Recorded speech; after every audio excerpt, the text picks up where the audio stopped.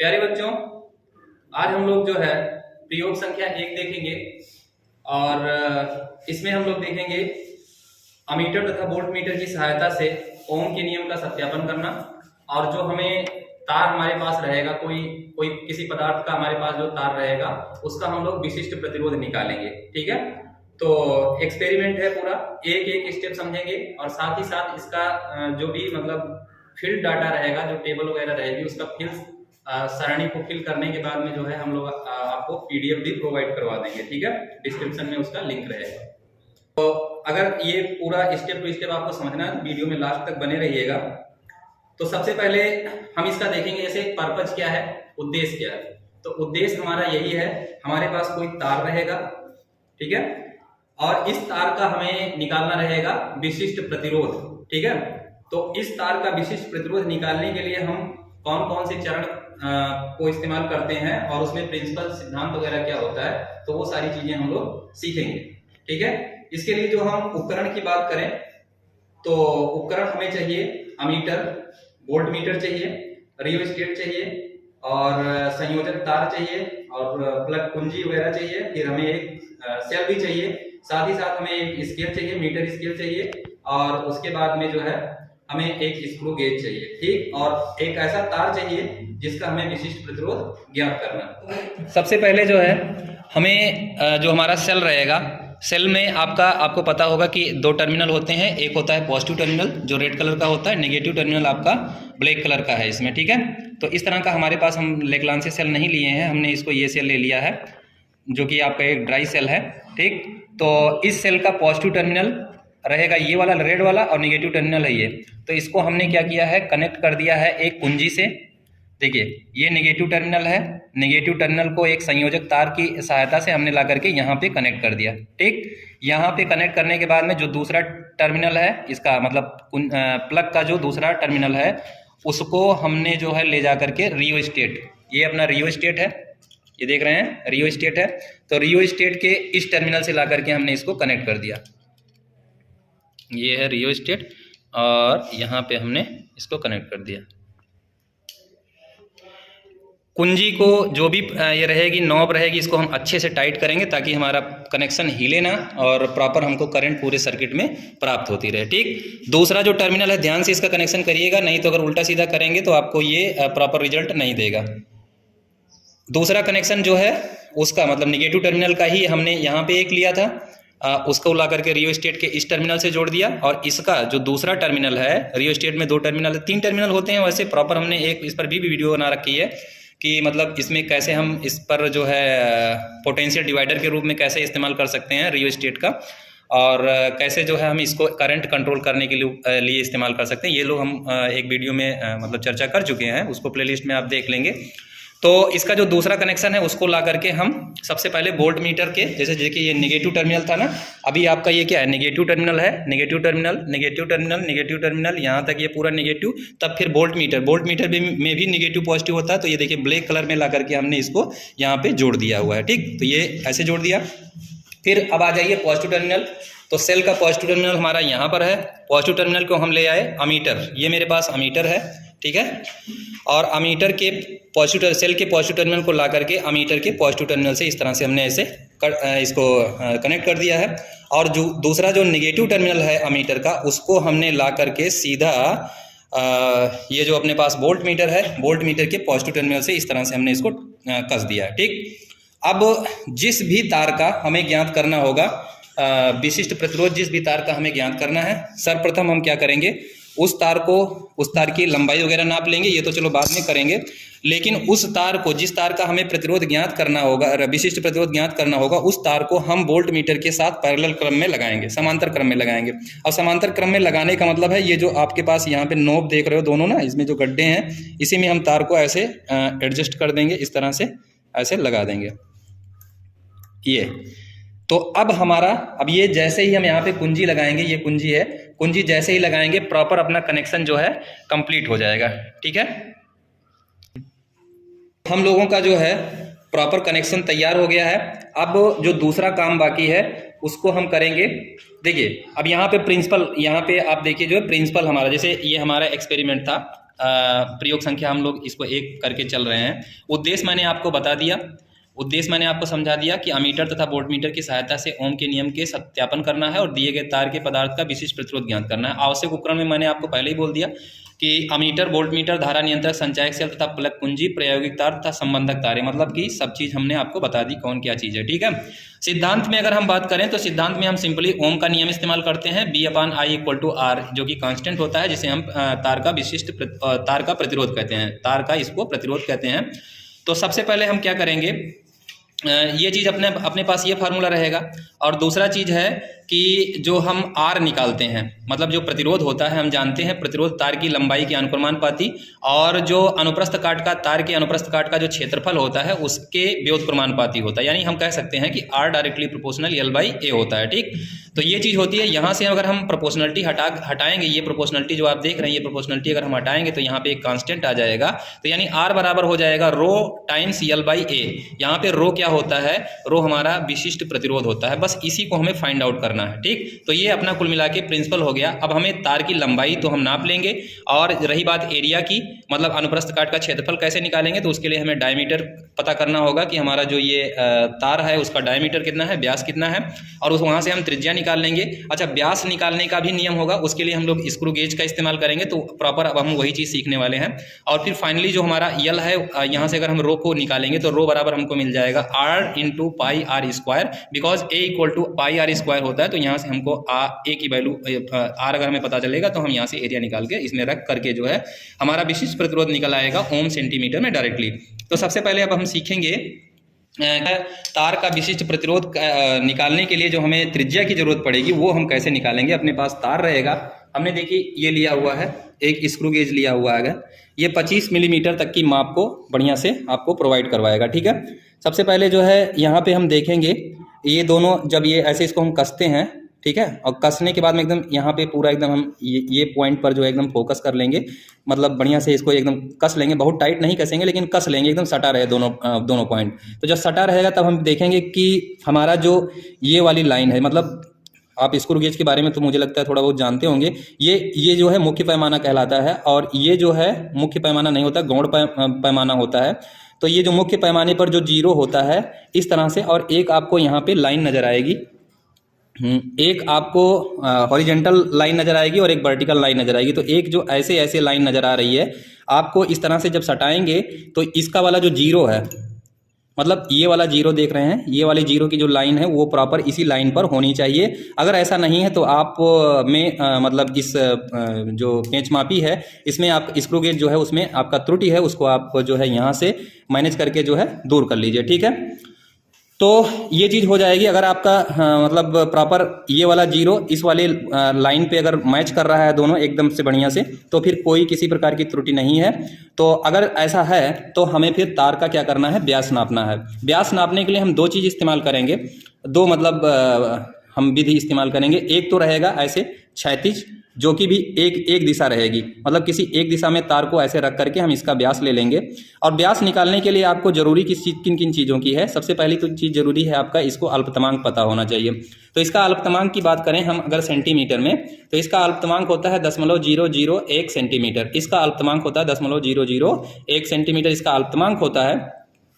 और यदि हम इसके मतलब एक खाने की वैल्यू की बात करें तो वो हमारा हो जाता है वही एक खाने का ही वैल्यू हो जाएगा 0.001 सेंटीमीटर, एक खाने का वैल्यू हो जाएगा। मतलब इसके जो भी जितने भी इस पर टोटल जो ऐसे आप स्क्रेच देख रहे होंगे, मतलब ऐसे लिखे हुए हैं ना, ऐसे जो ये पड़ा हुआ है, धारी पड़ा हुआ, ये टोटल 100 खाने हैं। ठीक है, ये टोटल कितने खाने हैं, 100 खाने। और एक खाने की जो वैल्यू होगी सेंटीमीटर में वो आपका होगा 0.001 सेंटीमीटर।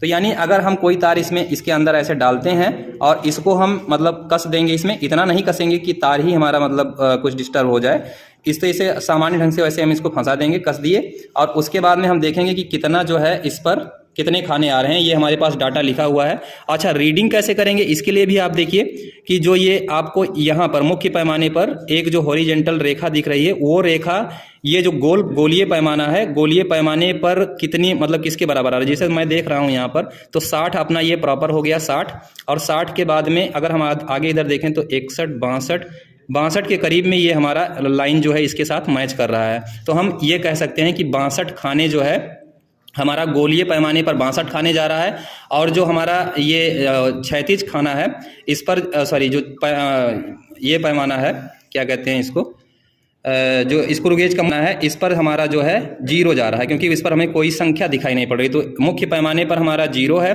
और गोलीय पैमाने की बात करें तो गोलीय पैमाने पर हमको मिल रहा है 62। ठीक, तो अब हमें इसका अगर कैलकुलेशन करना होगा तो देखिए हम यहाँ पर आ जाते हैं। ये देखिए तार के व्यास के लिए हमें यहाँ पे सारणी दी गई है। तो यहाँ पे क्या करना है, जैसे एक दिशा में तार अथवा लंबवत दिशा में, तो यहाँ एक दिशा को इस तरह से दिखाया गया है, लंबवत दिशा को इस तरह से दिखाया गया है। आप चाहो तो 2 टेबल बना सकते हो। एक टेबल इस तरह से बना लीजिए एक दिशा के लिए, और दूसरी टेबल बना लीजिए लंबवत दिशा के लिए। तो लंबवत दिशा का मतलब भी समझ लीजिए। लंबवत दिशा का मतलब है कि जैसे पहले बार में आपने 5 प्रेक्षण इस तरह से ले लेने हैं, जैसे मैंने अभी नापा है और अभी आगे मैं बताऊंगा।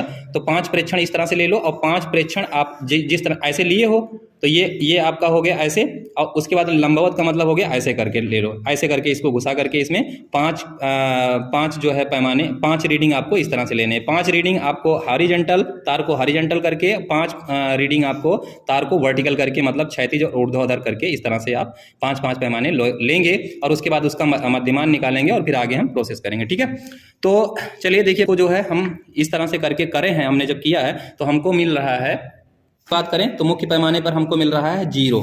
मैंने आपको दिखाया था ना कि जब मैंने तार को इसमें फंसाया था और इसको मैंने ऐसे कसा था प्रॉपर, तो हमें कोई भी इधर कोई संख्या नहीं दिखाई पड़ रही, केवल 0 नज़र आ रहा है। तो ये हमारा हो गया मुख्य पैमाने पर जो भाग हो गया, हम यहाँ पर 0 फिल कर देंगे। और दूसरी चीज़ है जो गोल पैमाना है, मतलब ये वाला पैमाना जो गोलीय पैमाना है, जिस पर मैंने अभी 62 नापा था, तो यहाँ पर संख्या कितना हम भरेंगे, 62 भरेंगे। ठीक, और गोलीय पैमाने की माप, ये गोल पैमाने की माप और बराबर भागों की संख्या है ना, कितने चिन्ह मिल रहे हैं, तो 62 मिल रहे हैं, और इसका अल्पतमांक से हम गुणा कर देंगे। अल्पतमांक हमने अभी आपको बताया था, अल्पतमांक हमारा जो होता है वो कितना होता है, 0.001 सेंटीमीटर होता है। तो अब हम इसी जो 62 हमारा आया हुआ है गोलीय पैमाने पर, 62 जो आया है ना, इसी 62 को हम इसमें मल्टीप्लाई कर देंगे। किस में मल्टीप्लाई कर देंगे, इसके अल्पतमांक से। तो 62 गुणे हम करेंगे 0.001, और ये जब हम गुणा करेंगे तो हमको मिलेगा 620 इतना। अब ये हमारा प्रॉपर इतना सेंटीमीटर इसका व्यास आ गया है।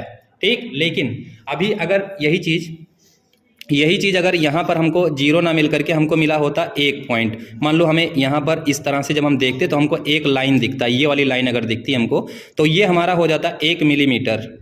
समझ रहे हो ना, यहाँ पे हमारा ये क्या हो जाता है, 1 मिलीमीटर, और 1 मिलीमीटर हो जाता है अगर जो, तो 1 मिलीमीटर को इसको हम सेंटीमीटर में बदलते तो हमारा 10 मिलीमीटर बराबर 1 सेंटीमीटर होता है। तो इस तरह से हमको 1 मिलीमीटर बराबर सेंटीमीटर में बदलते तो 10.1 सेंटीमीटर हमको ये प्राप्त हो जाता। अब अगर हम बात करें टोटल इसकी व्यास की इस स्थिति में, तो दोनों हम जोड़ते, लेकिन हमें ऐसा अभी यहाँ पर ये चीज़ नहीं प्राप्त हो रहा है, हमें 0 मुख्य पैमाने पर 0 प्राप्त हो रहा है, जिस वजह से हमारा जो चीज़ ये आया हुआ है यही हमारा जो है पूरा उसका व्यास हो जाएगा। तो अगर हम आपसे कहें तो पूरा व्यास इसका कितना आ गया है, 0.062। तो अब हम यहाँ पर क्या करेंगे, इसको गुणा करने के बाद में सेंटीमीटर में जो आ गया 0.062। ठीक, ये भर दिए। उसके बाद में कुल माप का मतलब है यही 0 और ये वाला दोनों जोड़ करके लिखना है। तो 0 प्लस दोनों जोड़ेंगे तो हमारा वही आएगा 0.062। ठीक, अब क्या है, माध्य प्रेक्षित व्यास d सेंटीमीटर में, तो ये तो बाद में हम देखेंगे, पहले 3-4 निकाल लेते हैं। तो देखिए हमने एक निकाल लिया एक दिशा में करके इस तरह से, फिर दोबारा हम इस दिशा में करके निकालेंगे तो हमारा वही आएगा लगभग में। चाहो तो आप एक आध पॉइंट इधर उधर करके निकाल सकते हो। वर्टिकल में जब करके हम निकाल रहे हैं तो हमको मिल रहा है नियर अबाउट, ये रहा 60 और ये रहा मान लो हम यहाँ पे 63 इसको लिख ले रहे हैं कि 63 खाने पर, और ये तो 0 ही दिख रहा है। देखिए ये तो 0 ही दिख रहा है, तो यहाँ पे तो हम 0 ही भरेंगे, ये सारा का सारा आपका 0 ही हो जाएगा, क्योंकि तार इतना मोटा नहीं है कि एक पॉइंट जाए इस पर। ठीक है, तो हमारा ये हो जाएगा 0 सब हो जाएगा। और यहाँ पर अगर हम लंबवत दिशा में जब ले रहे हैं, ये लंबवत हमने रखा, पहले इसके हमने हॉरिजॉन्टल रखा था तो हमारा 62 आया था, लंबवत रखे हैं तो 63 आया है। ठीक है, तो ये 63 आ गया, तो इसी तरह से इसको भर लेंगे 0.63। फिर यहाँ पर भी वही चीज़ हो जाएगा, दोनों जोड़ोगे ये वाला और ये वाला जब दोनों जोड़ोगे तो वही मिलेगा 10.63। ठीक, अब इसी तरह से हम भर लेंगे और 62 ले लिए, 63 हो गया। अब एक चाहो तो आप 61 भी ले लो, पीछे करके थोड़ा सा पॉइंट इधर उधर करके ले लेते हैं ऐसे, क्योंकि 5 पॉइंट हमको लेना रहेगा, और इसको हम ले लेते हैं 63 के बजाय 62। तो यहाँ पे हमको मिल जाएगा 10.061 और यहाँ पे मिल जाएगा 10.0 6.062 मिल जाएगा।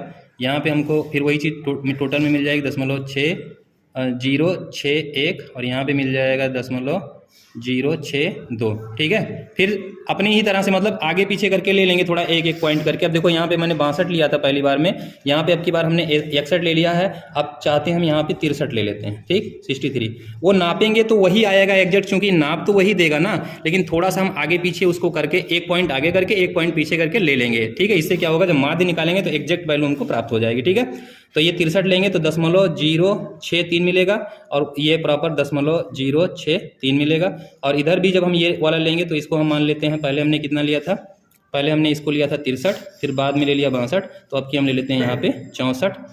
तो ये मिल जाएगा 0.064 मिल गया। अब देखो हमारे पास जो टोटल रिजल्ट आया है ना, 1 2 3 4 5 6 प्रेक्षण आ गए हैं। अब ये 6 प्रेक्षण का हम औसत निकाल लेंगे, मतलब 6 के 6 को जोड़ लेंगे और बटे 6 से हम इसको भाग कर देंगे। तो जब भाग करेंगे तो हमको यहाँ पे वैल्यू जो भी प्राप्त होगी वो हमारा क्या हो जाएगा, प्रेक्षित माध्य हो जाएगा, व्यास माध्य हो जाएगा। हमारा व्यास का जो है एक तरह से औसत निकल जाएगा ना, तो एवरेज हमको ये प्राप्त हो जाएगा। फिर हम उसका आधा कर देंगे तो हमको यहाँ पे त्रिज्या प्राप्त हो जाएगी।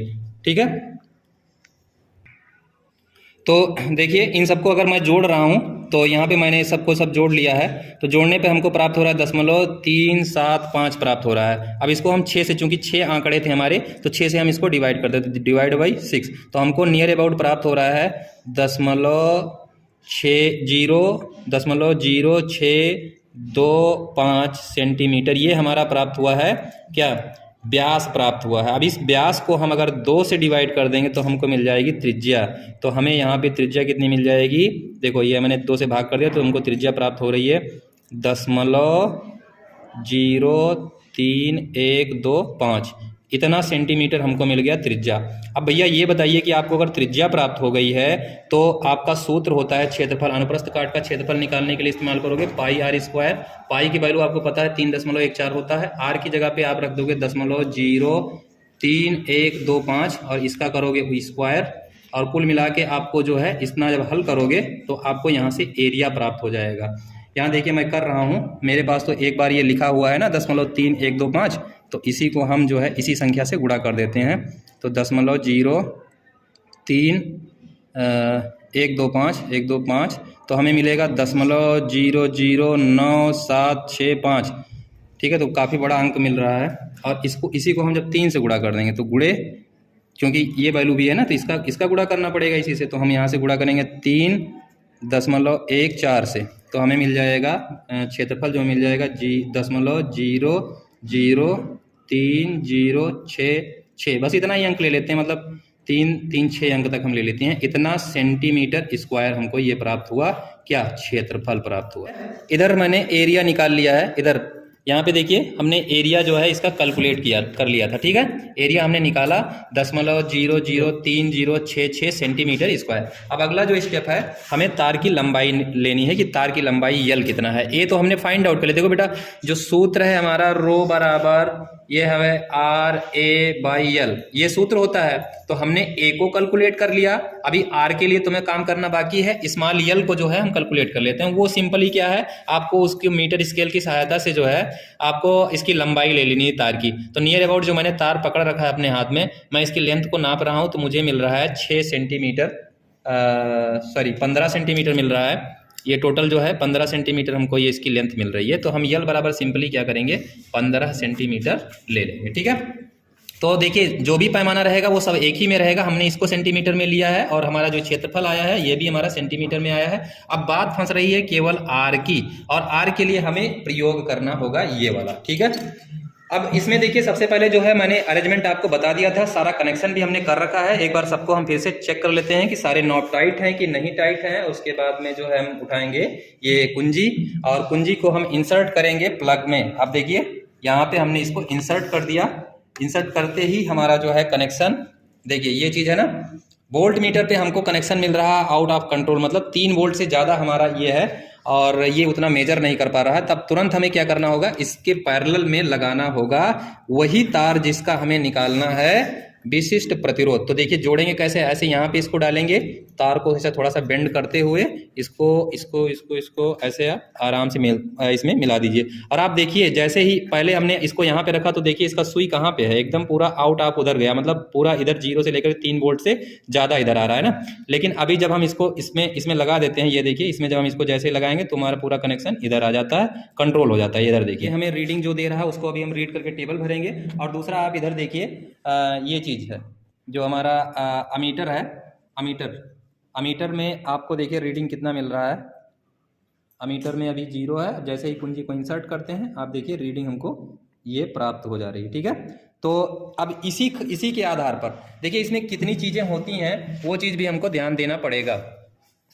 पहले कि जो ये आप यहाँ पे 0 देख लें, थोड़ा सा हम बेसिक इसका बताएंगे। जैसे आप यहाँ पे 0 देख रहे हैं, 0 से लेकर के ये टोटल 3 वोल्ट तक मापेगा, सॉरी 3 एम्पियर की करंट को ये मेजर करेगा। ठीक, अब इसके लिए क्या करना है कि हमें यहाँ पे खाने बने हुए हैं, बस 1 2 3 4 5 6 मतलब टोटल 20 खाने होंगे। टोटल यहाँ से लेकर के 20 खाने होंगे, तो 20 खाना हमारा मिल करके 1 एम्पियर नापता है। तो एक खाना हमारा कितना मापेगा, 0.05 एम्पियर मापेगा। ठीक, अब हम क्या करेंगे, इस रियोस्टेट का भी इस्तेमाल करेंगे। रियोस्टेट की मदद से हम करंट को कंट्रोल करेंगे और उसके हिसाब से, जैसे मैंने मान लीजिए पहले हम इसको इधर कर देते हैं, ये इधर कर दिया हमने, ये कुंजी को हमने यहाँ पे इंसर्ट किया, कुंजी को हमने यहाँ पे इंसर्ट कर दिया और उसके बाद में ये जो है हमारा रियोस्टेट, इसको हम प्रॉपर एक जगह पे फिक्स कर दिए। फिर हम यहाँ पर देखेंगे वोल्ट मीटर में कितना रीडिंग आ रहा है। तो वोल्ट मीटर में हम देख रहे हैं हमें हमारे पास जो है लगभग 2 खाना प्राप्त हो रहा है। यहाँ पे 2 खाना हमको लगभग में प्राप्त हो रहा है। ठीक है ना, थोड़ा सा और कर दें, एग्जैक्ट 2 खाना मिल जाए ताकि, तो हमें यहाँ पे 2 खाना प्राप्त हो रहा है। और अगर हम इसमें देखें अमीटर में अगर देखें तो हमको यहाँ पे केवल 1 खाना प्राप्त हो रहा है, यहाँ पे हमें 1 खाना प्राप्त हो रहा है। ठीक है, तो इस तरह से जो है हमारा ये सेट हो चुका है। अब हम टेबल की तरफ चलते हैं। इस दौरान जो है कुंजी को बार बार निकाल दिया करेंगे ताकि रीडिंग अपना सही आए, वरना अगर प्रॉपर उसी में लगाओगे तो ये जो तार देख रहे हो ये तार आपका हीट कर जाएगा, और तार यदि हीट कर गया तो फिर आपको रीडिंग सही नहीं मिलने वाली है। क्योंकि जब आपका तार गर्म हो जाएगा तो उस स्थिति में ये आपका ओमीय परिपथ नहीं रहेगा, और अगर ओमीय परिपथ नहीं रहेगा तो उस स्थिति में क्या होगा, आपका ये ओम के नियम का पालन ही नहीं करेगा, और ओम के नियम का पालन नहीं करेगा मतलब V = IR, समझ रहे हो ना।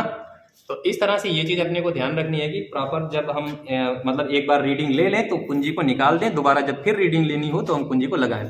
अब देखिए हमने अभी आपको बताया था कि जो भागों की संख्या आई थी वोल्ट मीटर में, देखो ये यहाँ पे टेबल है, इधर लिखा हुआ वोल्ट मीटर का पाठ्यांक, इधर लिखा हुआ अमीटर का पाठ्यांक। तो वोल्ट मीटर में भागों की संख्या कितनी आई, तो यहाँ पे हम प्रॉपर ऐसे 2 फिल कर देंगे। वोल्ट मीटर में हमें कितना आया है, सॉरी भागों की संख्या हमारा कितना आया है 2 वोल्ट मीटर में, और 1 भाग का जो होता है वो कितना होता है 0.0005 वोल्ट होता है 1 खाने का वैल्यू। ठीक, तो अब हम क्या करेंगे, 2 खाना आया है हमारे पास, तो 2 से इसी में हम गुणा कर देंगे। तो जैसे ही 2 से हम गुणा करेंगे तो हमारा क्या हो जाएगा, 5 दूनी 10 हो जाएगा, यहाँ पे 0.1 वोल्ट।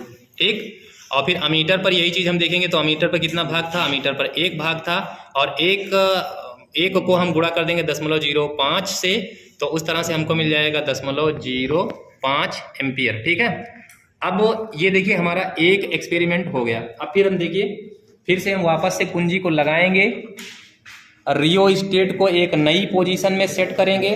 वोल्ट मीटर में हम भागों की संख्या फिर से देखेंगे, तो वोल्ट मीटर में हम भागों की संख्या देख रहे हैं, हमारा जो है इस तरह से आ रहा है, ये थोड़ा सा, ये लगभग हमको प्राप्त हो रहा है 5 ये हो गया, और ये 6 प्राप्त हो रहा है, 6 भाग प्राप्त हो रहे हैं। तो हम यहाँ पर वोल्ट मीटर में भागों की संख्या में 6 लिख देंगे, और उसको 6 को हम 0.5 से गुणा करेंगे तो 6 पंचे 30 यानी 0.3 वोल्ट आ जाएगा, हमको यहाँ पर प्राप्त हो जाएगा।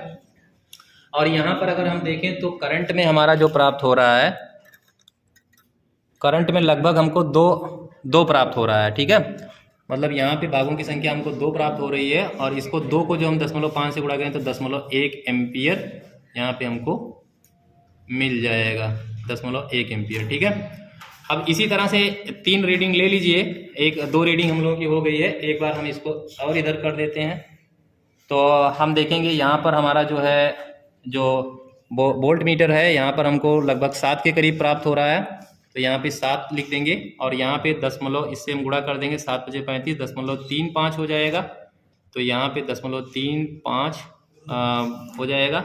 और अगर एक करंट वाले को देखें तो करंट वाला हमारा लगभग प्राप्त हो रहा है 6, तो यहाँ पे हम लिख देंगे 6 और यहाँ पे हमको प्राप्त हो जाएगा कितना, 6 को जो हम गुणा कर लेंगे इसको तो 0.3 एम्पियर हमको यहाँ पे प्राप्त हो जाएगा। ठीक है, तो अब जितने भी हमको भाग, ये अब हमें इससे मतलब ये देखो हमारा वोल्टेज है और उसके संगत ये रही धारा। तो अब सीधा सीधा आपको क्या करना है, प्रतिरोध R निकालना है। R निकालने के लिए V/I ओम के नियम का इस्तेमाल करोगे। तो ओम के नियम का हम चलो एक पहलू आपको करके दिखाते हैं, यहाँ रफ में थोड़ा सा हम करके दिखाते हैं। जैसे हमारा B कितना आया है, पहला एक्सपेरिमेंट इधर देखिए, यहाँ पे जो है ये आपको पहले वोल्टेज मिला है हमको 0.1, तो B बराबर अपना कितना है बेटा 0.1 वोल्ट है। और इसके संगत I कितना प्राप्त हुआ, इसके संगत I हमको मिला है 0.05 एम्पियर प्राप्त हुआ है। ठीक, अब यहाँ से R निकाल लो, R बराबर B/I होता है। B की जगह पे रख दीजिए 0.1 और I की जगह 0.05 रख दीजिए। तो आपको यहाँ से मिलेगा, तो यहाँ से हमको प्राप्त हो जाएगा, जब इसको हम कैलकुलेट करेंगे तो ये मिल जाएगा हमको 2 ओम मिल जाएगा, यानी R हमको प्राप्त हो जाएगा 2 ओम प्राप्त हो जाएगा। फिर हमको क्या करना है, दूसरा वाला यहीं से ऐसे कैलकुलेट कर लेना है 0.3 और 0.1 को लेकर के। तो 0.3 अब यहाँ से अपना हम डायरेक्ट लिख रहे हैं 0.3 बटा 0.1, तो हमको मिलेगा 3 ओम। ठीक, फिर दूसरा हम निकाल ले रहे हैं, तो ये है 0.35 और फिर संगत उसके प्रतिरोध कितना है 0.3, तो ये हमको लगभग कितना प्राप्त होगा। देखिए हम यहाँ पे करेंगे 0.35 को हम डिवाइड कर देंगे 0.3 से भाग कर देंगे, तो हमको मिलेगा लगभग जो है 1.16, ठीक है, या 1.17 ऐसे प्राप्त हो जाएगा, इतना ओम। तो कहने का मतलब ये है कि हमें जो प्रॉपर ये मिल रहा है 1-2 ओम मिल रहा है, 3 ओम मिल रहा है, 1.17 ओम मिल रहा है ना। तो ये हमारा क्या हो गया, 3 हमने प्रेक्षण लिए थे, तीनों का हम निकाल लेंगे यहाँ से औसत, सबको जोड़ लेंगे। देखो ये वाला ये वाला ये वाला तीनों जोड़ लेंगे तो हमें कितना मिलेगा, 2 + 3 + 1.16, इसका निकाल लेंगे माध्य। तो देखिए बराबर हम यहाँ पे करेंगे प्लस 1.67 + 3 और +2 और डिवाइड बाई 3, तो हमको मिल जाएगा 2.22 ओम। ये हमारा आ गया रेजिस्टेंस, मतलब हमने कैपिटल R निकाल लिया। ठीक, और जैसे ही हमने कैपिटल R निकाल लिया है तुरंत हम फार्मूले का इस्तेमाल कर सकते हैं। तो सारा वैल्यू यहाँ पे रख देते हैं और R का मान यहाँ पे रखो, R बराबर 2.22 ओम और A का मान है, तो A का मान हमने निकाला 0.00366 और बटा में L का मान कितना आया है 15। अब इसको पूरा हम रख करके हल करेंगे। तो देखिए हमने जो हमारा रेजिस्टेंस आया था वो रेजिस्टेंस लिख लिया है और उसके बाद में क्षेत्रफल लिख लिया है, दोनों का गुणा किया तो हमको इतना प्राप्त हुआ है। अब इसी को हम 15 से डिवाइड कर देते हैं। तो जब हम 15 से यहाँ पे देखिए ये 15 से जब हम डिवाइड कर देंगे तो हमको प्राप्त हो रहा है टोटल 0.0045 और 4 प्राप्त हो रहा है। बस अब यहीं पे हम छोड़ देते हैं। तो ये हमारा हो जाएगा इतना। इसका मात्रक क्या होता है, ओम मीटर होता है या ओम सेंटीमीटर, तो यहाँ पे हम लिख लेते हैं ओम सेंटीमीटर। तो ये हमारा विशिष्ट प्रतिरोध हो गया। ठीक।